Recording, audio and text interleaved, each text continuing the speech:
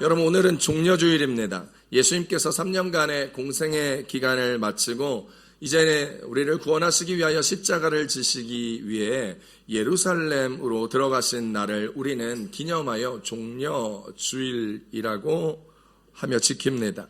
예수님께서 겸손을 상징하는 어린 나귀 새끼를 타고 예루살렘 성에 들어가셨습니다. 예수님은 십자가를 지기 위하여 예루살렘에 들어가신 것이죠.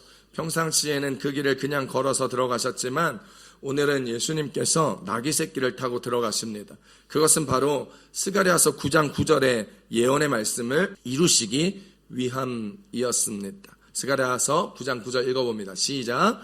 시온에 따라 크게 기뻐할지어다. 예루살렘에 따라 즐거이 부를지어다. 보라, 내 왕이 내게 임하시나니 그는 공의로우시며 구원을 베푸시며 겸손하여서 나귀를 타시나니 나귀의 작은 것 곧 나귀 새끼니라. 아멘. 스가랴 선지자의 예언에서 메시아로 오시는 분이 겸손하여서 나귀 새끼를 타고 입성하신다는 말씀이 예언되어 있기에 예수님은 그 예언을 이루시고자 그분은 나귀 새끼를 타고 입성하신 것입니다. 그림에서 보는 것처럼 6월절 명절을 지키기 위해 예루살렘에 모여 있는 수많은 군중들은 종려나무 가지를 꺾어서 손에 흔들면서 호산나 다윗의 자손이여 찬송하리로다. 주의 이름으로 오시는 이여 가장 높은 곳에서 호산나 하더라 라는 찬송을 목소리 높여 부르며 예수님을 환영하여 주었습니다. 오늘 본문을 읽으며 머릿속으로 예수님께서 예루살렘에 입성하는 장면을 한번 상상해 보시자는 겁니다. 예수님께서 나귀 새끼를 타고 그림처럼 예루살렘 성에 들어올 때에 제자들은 예수님 주변을 에워싸며 에스코트하며 경호하며 오셨습니다. 예수님께서 군중 속에서 진행할 때 여러 가지 사건들이 있었고 12해 동안 혈류병을 앓은 자가 예수님의 겉옷을 당겨 무리가 지체가 되었고 여러 가지 사건 사고들이 있었고 예수님께 소리질러 병을 낫게 해달라는 많은 사람들이 있었기에 늘 예수님이 가실 때는 예수님의 주변에 제자들이 마치 무리를 따르며 경호대처럼 그렇게 다니기도 하였던 것이지요. 그때 군중들은 예수님을 둘러싸고 함께 행진합니다. 손에는 종려나무 가지를 들고 흔들고 그리고 어떤 사람들은 자신의 겉옷을 벗어서 그림에서 보는 것처럼 예수님이 나아가야 할 방향으로 겉옷을 펼쳐내며 또 그 위에 종려나무 가지도 올려놓는 사람들이 있었습니다. 마치 레드카펫에 걸어가는 스타처럼 대단한 인물처럼 그렇게 군중들은 예수님을 찬양하고 예수님을 향한 높은 함성과 소리를 지르며 오늘 그들의 찬양 소리와 함성 소리가 얼마나 컸던지 온 성이 소동하여 이르되라고 성경은 기록하고 있습니다. 이 말은 온 성이 소동하여 이 말은 마치 지진이 난 것처럼 주변의 땅이 울리고 사람들이 큰 진동을 느꼈다라는 말입니다. 그럴 수 있는 것이 유대인 역사학자 요세비우스는 6월절이면 예루살렘에 명절을 지키러 오는 사람들의 수가 200만 명 혹은 300만 명 정도의 사람들이 모였다라고 기록하고 있습니다. 자, 그러면 200만 명이나 300만 명 정도의 사람들이 6월절을 지키려 한꺼번에 예루살렘에 올라왔다면 그들 중 모두가 예수님을 향하여 함성을 지르고 맞이하진 않았겠지만 그들 중에 1% 혹은 10% 정도만 해도 2만 명, 3만 명 혹은 20만 명, 30만 명 정도의 많은 군중과 무리들이 예수님을 찬송하고 함성을 지르며 예수님을 전심으로 맞이하고 있었다라는 것을 상상할 수 있습니다. 여러분, 그 상상의 무게를 보면 대단하다는 것을 알 수 있죠. 사람들이 그 예루살렘 성에 떠나갈 것처럼 환호하는 군중들을 뒤로하고 예수님은 그렇게 나귀 새끼를 타고 묵묵히 걸어가십니다. 예수님은 군중들의 지금의 환호가 이제 곧 얼마 있다가 며칠 지나서는 이제 어떤 모습과 어떤 소리로 변할지 알고 계셨기 때문입니다. 그래서 예수님은 그들의 환호의 함성에 함께 동참하지 않았습니다. 그들의 마음을 이미 알고 있었기 때문입니다. 오늘 종려주일은 사순절의 6번째 주일이고 고난주간이 시작하는 날입니다. 우리를 구원하시기 위하여 우리 대신 우리의 죄를 심판받기 위하여 십자가에 죽으시려고 2000년 전에 예수님은 그 심판을, 우리의 심판을 대신하여 홀로 십자가에서 심판을 당하시고 심판받은 자, 죽을 수밖에 없는 그 사형 선고를 받으시고 죽으셨다라는 것이죠. 그걸 알면서 들어오신 예수 그리스도. 오늘 본문을 통하여 이 종려주일이 우리에게 주시는 은혜가 무엇인지 함께 살펴보고자 합니다. 첫 번째 말씀의 은혜입니다. 우리의 생각을 내려놓고 순종할 때 주님이 역사하신다는 것입니다. 따라 하십시다. 우리의 생각을 내려놓고 순종할 때 주님이 역사하십니다. 마가복음 11장 1절로 2절 말씀 함께 읽어봅니다. 시작. 그들이 예루살렘에 가까이 와서 감람산 벳바게와 베다니에 이르렀을 때에 예수께서 제자 중 둘을 보내시며 이르시되 너희는 맞은편 마을로 가라. 그리고 들어가면 곧 아직 아무도 타보지 못하는 나귀 새끼가 매어 있는 것을 보리니 풀어 끌고 오라. 아멘. 여러분, 오늘 본문에 보니까 예수님께서 예루살렘 가까이 와서 감람산과 벳바게와 베다니에 이르렀다고 성경은 말하고 있습니다. 자, 보여주시는 지도를 보면 예루살렘에 들어오기 전에 예수님께서는 감람산에 옵니다. 그런데 그 감람산에 있는 도시가 벳바게와 베다니이죠. 다른 지도를 보면 여러분, 그런데 그 지도상에 저렇게 멀어 보일 수 있지만, 멀어 보이죠. 지도가 그렇게 크게 보면 멀어 보일 수 있지만 베다니는 예루살렘에서 약 2.5km, 약 2km 조금 더 떨어지지 않은 예루살렘과 아주 가까운 도시가 바로 베다니였다라고 성경은 이야기하고 있습니다. 요한복음 11장 18절에 거기에 대해서 이렇게 얘기하죠. 시작. 베다니는 예루살렘에서 가깝기가 한 오리쯤 되매. 아멘. 여러분, 그런데 베다니가 어디입니까? 여러분, 그 가까운 베다니, 예수님께서 늘 예루살렘으로 갈 때마다 들렸던 그 베다니, 혹시 여러분 그 베다니에 누가 살고 있는지 아시나요?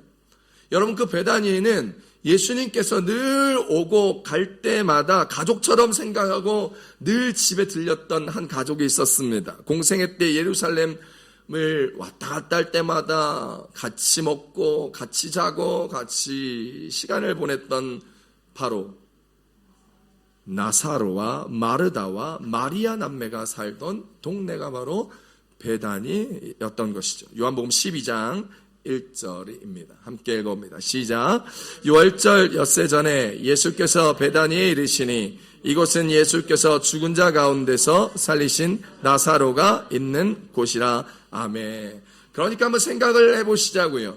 여러분, 예수님께서 늘 갈릴리 사역에서 갈릴리 사역을 마치고 예루살렘, 유다 동네 예루살렘으로 올 때마다 사마리아를 통과하지 않았기 때문에 늘 돌아오는 길에 베다니를 거칠 수밖에 없었고, 그 베다니에서 예수님은 죽은 나사로도 살리고 마리아와 마르다를 만나서 마르다가 불평하는 것도 들었습니다. 주님, 마리아한테 자기 좀 도와달라고 해주세요라는 이야기도 들었고, 여러 가지 사건 사고들을 그들과 함께 지냈던 것이지요. 여러분, 이때 예수님께서 만약에 베다니를 지나 감람산을 지나 예루살렘으로 가는 그 2km밖에 되지 않는 그 길에 걸어가실 때 종려 주일날 스가랴 선지자의 예언을 이루기 위하여 나귀 새끼가 필요했다면 그냥 베다니에 사는 나사로나 마르다나 마리아에게 내가 좀 나귀 새끼 한 마리가 필요하니 나한테 좀 준비 좀 해줄 수 있겠니? 야, 나 어린 새끼 한 마리만 좀 구해줘라. 좀 가져다 놔라. 부탁할 수 있었습니다. 쉽게 나귀 새끼를 구할 수 있었습니다. 마리아가 향유 옥합을 깨트려 주님 앞에 드렸던 걸 보면 나귀 새끼 한 마리 살 쯤은 여유 있었던 것 같습니다.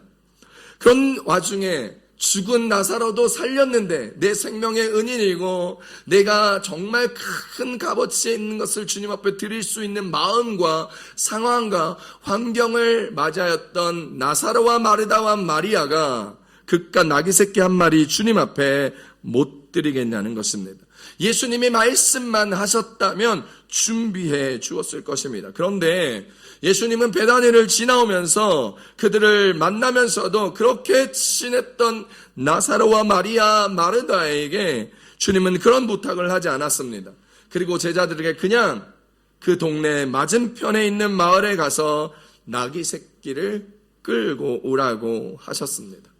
아마 제자들은 좀 의아해했을지도 모릅니다. 아니 그냥 오시는 길에 나사로한테 부탁해서 한 2km를 그냥 나귀 새끼 타고 좀 편하게 오면 될 텐데, 쉽고 편하게 구할 수 있을 텐데 왜 굳이 우리를 시켜가지고 남의 나귀 새끼를 그냥 도둑질하듯이 끌고 와야 하는지, 혹시 나귀 새끼를 끌고 오다가 주인한테 딱 걸리면 괜사리 모르는 사람한테 이런저런 변명도 해야 되고, 주님이 가르쳐 주셨다는 그 말 주께서 쓰시겠다 하라라고 말하기가 어쩌면 되게 뻘쭘하고 어떻게 말해야 되지? 말하기가 어색하고 MBTI 성향에 따라서는 사람들이 좀 주저주저 했을 수도 있고, 어떤 사람은 절대로 말하지 못하고 야 네가 좀 말해봐 라고 옆 사람 시켰을 수도 있었을 겁니다. 제 생각입니다만, 길을 가면서 혹시 주인한테 걸리면 어떻게 말하지?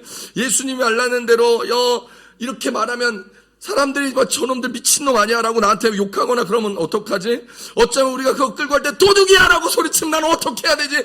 별의별 상상과 상황들을 시뮬레이션을 돌려보며 이런저런 고민을 하면서 제자들은 맞은편 마을까지 나귀 새끼가 어딨나 두리번 갔을지도 모릅니다. 그런데 정말 제자들이 이런저런 고민하다가 맞은편 마을에 딱 가니까 떡하니 저기에 나귀 새끼 한 마리가 매여 있는 겁니다. 주인이 볼까봐 잽싸게 풀어서 가져가려 하는데, 상상하고 상황을 예측하고 시뮬레이션을 돌려봤던 것처럼 나귀 새끼가 그 옆에서 떡하니 발장을 끼며 야, 너 뭐 하는데? 라고 물어보는 것이죠.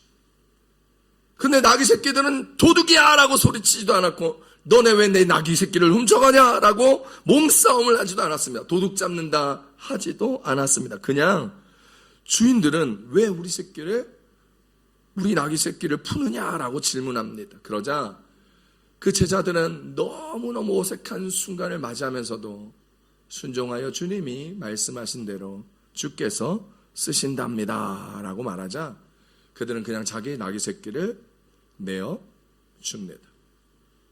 여러분, 제자들이 자신들의 생각으로 베다니에서 나사로에게 말씀하셨으면 쉽고 편하게 나귀 새끼 구할 수 있었을 텐데 라는 생각을 내려놓고, 나귀 새끼의 주인들이 저 나귀 내 건데 라고 하는 생각들도 나귀 주인들이 내려놓고 모두들 그저 주가 쓰시겠다 한다라는 말씀에 순종하니 주님의 역사가 이 종려주일날 일어나며 스가랴의 예언이 성취되었던 것입니다. 사랑하는 성도 여러분, 주님과 함께 살아가는 우리의 인생의 순간순간마다 우리의 생각을 내려놓아야 할 때가 있습니다.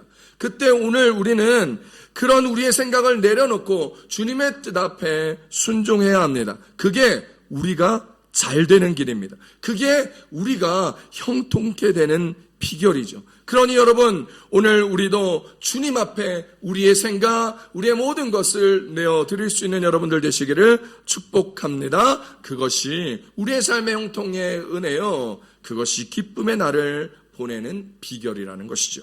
욥기서 36장 11절에 우리 가운데 이렇게 얘기합니다. 시작. 만일 그들이 순종하여 섬기면 형통한 날을 보내며 즐거운 해를 지낼 것이요. 아멘.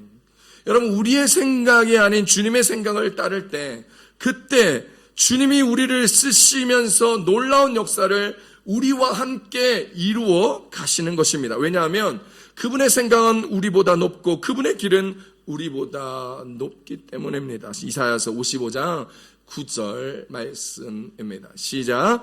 이는 하늘이 땅보다 높은 같이 내 길은 너희의 길보다 높으며 내 생각은 너희의 생각보다 높음이니라. 아멘. 여러분, 제가 예수 믿고 선교를 참 많이 다녔습니다. 중국 선교도 갔다 오고요, 캄보디아도 갔다 오고요, 필리핀 선교도 갔다 오고요, 우즈베키스탄, 아프가니스탄도 다녀왔습니다. 캐나다 원주민 선교도 하고 배를 타고 선원 선교도 해보고요. 터키 선교도 해보고 이집트도 다녀오고 수많은 지역, 아시아와 중앙아시아와 페르시아 지역에 힘들었던 지역, 조금은 편했던 지역 수많은 곳을 다녀왔습니다. 선교지에서 우물을 파보기도 했고요. 병원을 짓고 학교를 짓는 사역도 도와준 적이 있습니다. 선교지를 갈 때마다 비행기 값이며 체재비며 선교를 다니는 비용이 만만치 않게 많이 들었습니다. 병원을 짓고 학교를 짓는데 필요한 펀드를 마련하는 일조차 쉽지 않았습니다. 그때마다 제가 돈을 구하기 위하여 떠올리고 말했던 유력한 사람들, 저 장로님, 이 목사님 앞에 필요했던 비용, 선교 비용을 어떤 펀드에 대하여 이야기할 때는 그때는 선교비 후원을 거의 받지 못했습니다. 그런데 한 번도 돈이 모자라서 선교를 해본 적이 없었는데 그것은 내가 생각하지 않은 사람들, 내가 말하지 않은 수많은 사람들을 통하고 전혀 생각하지도 않았던 사람들을 통하여 필요한 비용들이 차고 넘치도록 채워졌기 때문입니다. 2월 선교의 달을 맞이하여 우리 교회가 선교사님을 후원하고 싶어서 우리 교회가 기도하고 있는 4명의 선교사님, 5분의 선교사님 위하여 우리가 성경금 하는데 제가 머릿속에 생각했던 많은 분들 중에 하신 분들도 있고 안 하신 분들도 참 많았습니다. 그런데 하나님은 다 필요마다 채우시면서 하나님께서 그 일을 할 수 있도록 우리 가운데 은혜를 주셨습니다. 우리 교회 예배당을 구입할 때도 마찬가지였습니다.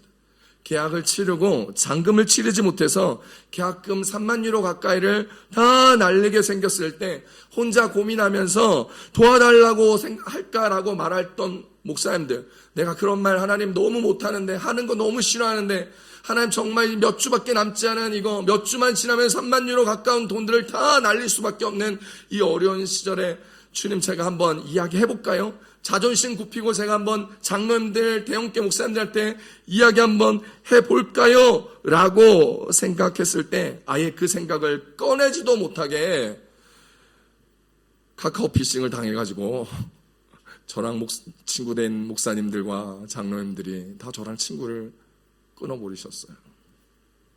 그래서 아무에게도 말씀 못했을 때 하나님은 미국 교회를 움직이셨고 우리 교회 성도님들과 많은 교회를 움직이셨던 것처럼 주님은 놀라운 기적을 통하여 하나님의 은혜로 잔금을 치를 수 있도록 교회 대출을 열어주셨고 상황들 가운데 하나님의 은혜와 기적으로 예배당을 구입하게 되었습니다. 사랑하는 성도 여러분, 그렇습니다. 우리가 살아가면서 우리의 인생 앞에 하나님의 도움 없이는 살아갈 자가 아무도 없습니다. 주님의 도움이 우리 인생길에 덮이게 되면 우리의 생각을 내려놓아야 합니다. 여러분, 날마다 자기를 부인하고 자기 십자가를 지셔야 합니다. 그때 주님은 여러분 우리의 인생의 길을 내시고 순종하는 우리에게 형통의 복을 주시며 주님이 우리를 사용하시는 것입니다. 그때 우리의 생각을 내려놓고 순종할 때마다 주님 쓰시겠다 말하는 그 말씀에 순종하면 그렇게 축복받고 그렇게 형통의 길을 맛보며 그렇게 내 인생에 내신 주의 길을 감사함으로 걸어갈 수 있는 것이죠. 사랑하는 성도 여러분, 오늘 이 놀라운 은혜와 축복을 경험하는 우리 교회 성도님들, 그래서 축복받고 쓰임받는 우리 교회 성도님들 다 되시기를 우리 주 예수님의 이름으로 축복합니다. 축복합니다. 아멘. 두 번째, 오늘 말씀해 주신 은혜는 자기 자리를 지키는 사람을 하나님이 쓰신다라는 거예요. 오늘 보면 마가복음 11장 4절 한번 읽어봅니다. 시작. 제자들이 가서 본즉 나귀 새끼가 문 앞 거리에 매어 있는지라 그것을 푸니. 아멘. 저는 오늘 이 상황을 나귀 새끼에 대한 이야기로 좀 더 이야기를 해나가고 싶습니다. 예수님께서 스가랴 선지자의 예언을 이루시기 위하여 나귀 새끼를 타셨죠. 자, 그렇다면 하나님의 십자가 구원 계획 속에는 이미 이전부터 이 나귀 새끼가 하나님의 계획 안에 포함되어 있었다라는 것입니다. 예수님이 이 나귀 새끼를 왜 타셨을까요? 멋지고 폼나는 말을 타면 되는데 왜 이 나귀 새끼 볼품없고 제대로 사람을 태워본 적이 없어가지고 뒤뚱뒤뚱하며 어이구 넘어질까, 어이구 저리 넘어질까, 정말 좌충우돌하는 이 나귀 새끼를 타고 왜 그 길을 가셨을까요? 하나님의 계획 가운데 있었던 나귀는 평화와 겸손을 의미합니다. 그래서 예수님은 이 나귀 새끼를 탐으로 평화의 왕으로 겸손의 종으로 예루살렘에 입성하고 계신 것이시죠. 나귀 새끼를 타고 입성하실 것이 성경에 이미 예고되어 있었고 그 모든 것이 하나님의 계획 속에 있었다라는 사실. 사랑하는 성도 여러분, 나귀 새끼가 하나님의 구원 계획 가운데 있었다면 하나님의 이미지를 얻고 창조된 저와 여러분들은 말할 것도 없습니다. 우리를 향한 하나님의 아름다운 계획이 오늘 창세전부터 우리 가운데 있다라는 사실을 기억하고 또 기억하며 살아가는 우리 교회 성도님들 다 되시기를 축복합니다. 여러분 혹시 사형리라고 아십니까? 사형리는 영어로 The Four Spiritual Laws라고 이야기하는데 대학생 선교협회 CCC에서 만든 예수 그리스도를 믿음으로 얻을 수 있는 구원의 좋은 소식을 전하는 한 가지 방법입니다. 복음을 설명하며 복음에 담겨져 있는 주요 내용을 네 가지 원리, 영적인 원리, 그래서 사형리인 거예요. 네 가지 영적인 원리, 사형리, The Four Spiritual Laws라고 하는 것인데, 여러분 그걸 간단하게 정리한 것입니다. 이 사형리, 여러분 그 네 가지 영적 원리 중에 그 첫 번째 원리를 보면 이렇게 쓰여 있습니다. 뭐라고 쓰여 있냐면 하나님은 당신을 사랑하시며 당신을 위한 놀라운 계획을 가지고 계십니다. 할렐루야. 옆에 사람들한테 동일하게 얘기해 줍시다. 하나님은 당신을 향한 놀라운 계획을 가지고 계십니다. 아멘. 그렇습니다, 여러분. 하나님의 구원 계획에 나귀 새끼도 포함되어져 있었던 것 같이 하나님은 저와 여러분에게도 나에게도 하나님의 어떠한 계획을 가지고 있다는 것을 아는 순간부터 우리의 인생은 완전히 달라지는 것이죠. 베드로전서 2장 9절에 설명합니다. 함께 봅니다. 시작. 그러나 너희는 택하신 족속이요 왕같은 제사장들이요 거룩한 나라요 그의 소유된 백성이니 이는 너희를 어두운 데서 불러내어 그의 기이한 빛에 들어가게 하신 이의 이름 아름다운 덕을 선포하게 하려 하심이라. 아멘. 이는 어두운 데 처해 있는 자를 불러내기 위하여 저와 여러분을 하나님께서 세웠다라는 것입니다. 사랑하는 성도 여러분, 우리는 다 하나님 앞에 택함 받은 족속입니다. 거룩한 하나님의 백성들입니다. 우리를 향한 하나님의 목적과 계획이 있다는 것을 기억하십시오. 에베소서 1장 4절에 이렇게 우리 가운데 선포합니다. 시작.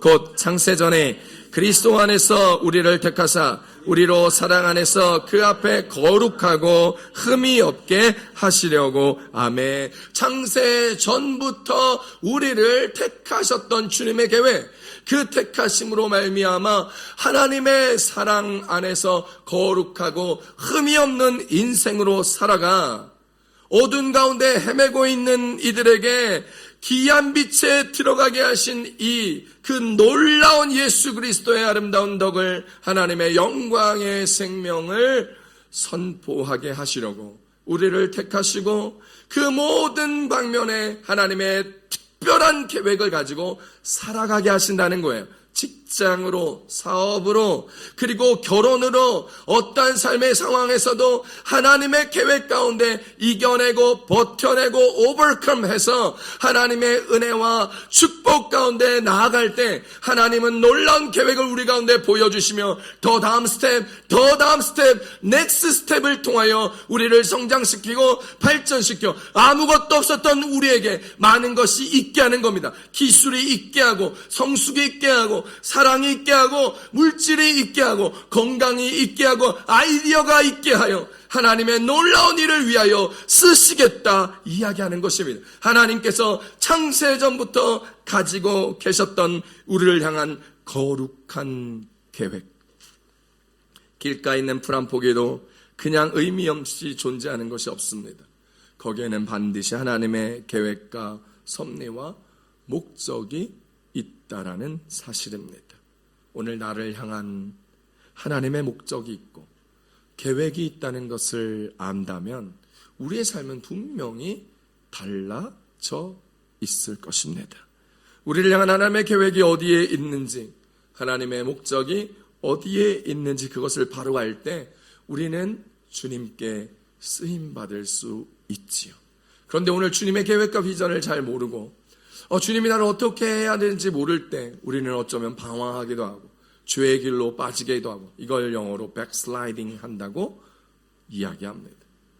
죄의 길로 돌아가고 가지 않아야 할 길로 걸어가고 넘어지고 자빠지고 쓰러져도 일어나지 아니하고 원망하고 불평하고 짜증내고 남 탓하는 인생이 되어갈 때 오늘 우리는 주의 계획과 비전으로부터 멀어져 가고 있을 수 있다는 것을 기억할 수 있기를 바랍니다. 그런데 그렇게 주님 앞에 쓰임 받으려면 오늘 우리는 주께서 허락하신 우리의 자리를 지키고 있어야 합니다. 여러분, 하나님의 구원 계획에 포함되어서 있었던 나귀 새끼를 구하려고 제자들이 옆 동네로 갔을 때 그 나귀 새끼가 자기가 있어야 할 자리에 만약 매여 있지 않았더라면 어떻게 되었을까요? 나귀가 고삐 풀린 망아지 마냥 발길질하고 미쳐 날뛰고 있었다면 어떻게 되었을까요? 가기 싫다고 고집부리며 이리저리 들이받고 있다면 어떻게 되었을까요? 주님 쓰실 수 있었을까요? 예수님께 가기도 전에 제자들은 골절을 당하고 제자들은 그 나귀 새끼를 끌고 가기 위하여 온갖 힘을 다 빼야 됐을지도 모릅니다. 주님께 쓰임받은 나귀 새끼는 그 전에 사람을 한 번도 태워보지 못한 생짜배기 어리숙한 나귀 새끼였습니다. 나귀 새끼는 스스로 알았을 겁니다. 자기가 아직 왕을 모실 만한 준비가 되지 못했다라는 것을요. 나귀 새끼는 사람을 태우는데 익숙하지 못해서 걸음걸이도 뒤뚱뒤뚱 어떻게 밸런스를 잡아야 될지도 모르고 처음 사람을 태워봤기에 어쩌면 너무 힘들어서 헉헉대었을지도 모릅니다. 예수님을 태우고 예루살렘 성에 들어가면서도 몇 번이나 넘어질 뻔한 자신을 보면서 예수님 앞에 어쩌면 부끄럽거나 미안했을지도 모릅니다. 나귀는 생각했을지도 모릅니다. 이분은 분명 세상 사람들하고는 다르구나. 왜냐하면 세상 사람들이 그런 자기 위에 앉았을 때 뒤뚱거리고 넘어질 뻔하고 잘 못 가면 채찍질하고 때리고 팔아버리거나 주저앉혔을지도 그냥 두지도 않았을 텐데 좁혀버렸을 텐데 이분은 달랐습니다. 나귀 새끼는 그렇게 뒤뚱뒤뚱 되면서도 예수님과 한 몸처럼 나아가 평강의 왕으로 겸손의 종으로 가신 것이지요. 사랑하는 성도 여러분, 어쩌면 나귀 새끼의 모습이 우리의 모습은 아닐까요? 어떤 일을 할 때 경험이 없어서 실수할 때가 많습니다. 직장에서도 실수하고요. 사업을 할 때 경험이 없어도 문서적인 실수, 법적인 실수를 할 때도 참 많을 것입니다. 결혼 관계에서도 한 번도 경험이 없어 아내와 남편과 좌충우돌하고 싸우고 지지고 볶을 때가 많을 겁니다. 자녀를 낳아 길러본 적이 없기 때문에 자녀를 낳아서 기르면서도 자녀와 다툼이 있고 어떻게 키워야 할지 내 모습이 보일 때 속상한 모습도 있고 화가 나는 모습도 있을 겁니다. 어떻게 살아가야 할지 한 번도 경험해보지 못했던 우리의 세상을 살아가며 인생을 뒤뚱거렸던 나귀 새끼처럼 우리의 인생이 뒤뚱거려지며 넘어질 뻔하고 자빠질 뻔하고 주저앉아 쉬어야 가고 내 등에 진 인생의 무게가 너무 무거워서 어쩌면 속도를 줄이며 방향을 달리 걸어가는 나귀 새끼처럼의 인생을 우리가 살아가고 있을지도 모릅니다. 그런데 우리가 오늘 나의 부족함에도 불구하고 뒤뚱거리고 경험이 없고 그리고 힘이 들어 조금 느리게 가고 방향을 달리할지라도 우리가 주님 앞에 메인 곳에 있다면 내 자리를 지키고 내가 주님 앞에 쓰임받기만 한다면 괜찮습니다. 주님이 일하실 것이기 때문입니다. 주님은 경험이 많고 대단한 지식을 가지고 지혜를 가지고 아이디어가 많고 돈 많은 사람, 교만한 사람을 사용하지 않습니다. 겸손한 나귀 새끼처럼 나는 경험이 없으니까, 나는 좀 부족하니까, 그래서 늘 주님을 의지하고 자신이 있어야 할 예배의 자리에, 찬송의 자리에, 섬김의 자리에, 봉사의 자리에 매여 있으면 바보같이 세마나산타인데도 놀러도 안 가고, 바보같이 연말연시에 놀러도 안 가고, 바보같이 조도는 왜 선경금을 하고, 바보같이라고 생각하는 세상의 조롱에도 불구하고 주님은 그런 연약하고 부족한 우리들을 향하여 주의 뜻과 계획과 목적을 위하여 귀하게 쓰실 것이기 때문에 조금 느려도 괜찮습니다. 방향이 조금 달라도 괜찮습니다. 우리가 우리의 자리를 지키기만 한다면 주님은 우리와 동행하실 것이며 우리를 통하여 역사하실 것이며 주님 우리를 사용하여 주실 것입니다. 그러니 사랑하는 성도 여러분, 함께 뒤뚱거리며 주께 쓰임받고 걸어가실 수 있는 우리 교회 성도님들 다 되시기를 우리 주 예수님의 이름으로 축복합니다. 어쩌면 우리는 좀 부족합니다. 경험도 없고 지식도 없고 허점투성이, 그리고 부족한 것 투성이일지도 모릅니다. 돈도 없고 경험도 없고 좌충우돌 결과를 내지도 못하는 서툰 인생을 살고 있을지도 모릅니다. 그래도 괜찮습니다. 주님의 계획 가운데 있다면 좀 부족해도 괜찮습니다. 우리를 사용하실 것이기 때문에 한결같은 모습으로 주님을 사랑하고 그분의 말씀대로 순종하며 살아가기만 한다면 주님이 우리가 가진 것이 미천해도, 우리가 별 볼 일 없어도, 별 장점이 없어도, 뭔가 대단한 것이 없을지라도 주님은 주님의 계획 가운데 있는 우리를 반드시 축복하시고 사용하실 것입니다. 오늘은 종려주일입니다. 본문에서 화려하게 예루살렘으로 들어오시는 예수님을 봅니다. 그리고 그런 예수님을 기대합니다. 많은 사람들은 종려나무 가지를 들고 나귀 새끼를 타고 예루살렘으로 입성하시는 예수 그리스도께서 이제 로마의 정부를 뒤집어 오시며 새로운 정부의 왕이 되며 우리는 예수님과 함께 개국공신이 될 것이라는 기대에 가득 차 예수님을 찬양합니다. 그러나 그들은 진정한 예수님의 모습을 보지 못했습니다. 그들 중에 예수님이 평강의 왕, 겸손의 종으로 오는 모습을 본 사람은 몇 명이나 되었을까요? 그들은 주님을 바로 알지 못하기 때문에 주님 앞에 환호성치었던 그 목소리로 며칠 되지 않아서 예수님을 십자가에 못 박는 일에 소리치며 함께 참여하게 됩니다. 모두가 화려하게 예루살렘을 향하여 들어가는 예수님만 보고 있습니다. 우리도 그렇지 않습니까?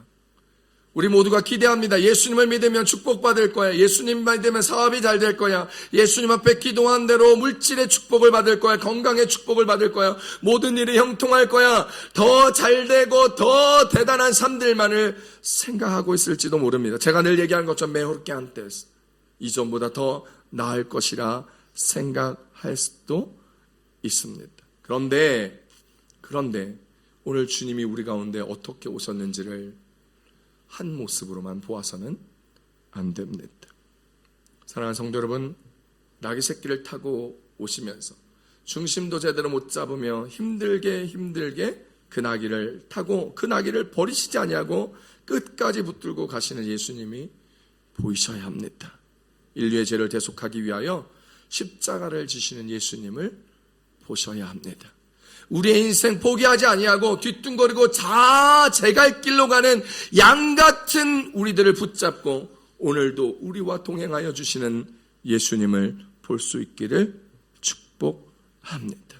그래서 주님을 따라가며 주님 앞에 쓰임받으며 하나님의 놀라운 은혜로 우리의 구원자이시고 우리의 왕이신 예수 그리스도를 바라보며 화려하진 않지만, 내 뜻대로 되진 않지만, 하나님 내가 좀 부족하고 자꾸 넘어져 하나님 앞에 짜증낼 때도 있지만, 예배하지 못할 때도 있고 게으르고 어리석을 때도 있지만, 그렇지만 오늘 내 자리, 주님이 있으라 한 그 자리에 버티고 기도하고 살아내면 오늘 반드시 주님은 우리를 사용하시고 축복하시고 동행하시고 놀라운 영광과 구원의 생명, 부활의 소망으로 우리 가운데 함께하여 주실 줄 믿으시는 오늘 귀하고 복된 종려주일 되시기를 우리 주 예수님의 이름으로 축복합니다. 축복합니다. 기도하겠습니다.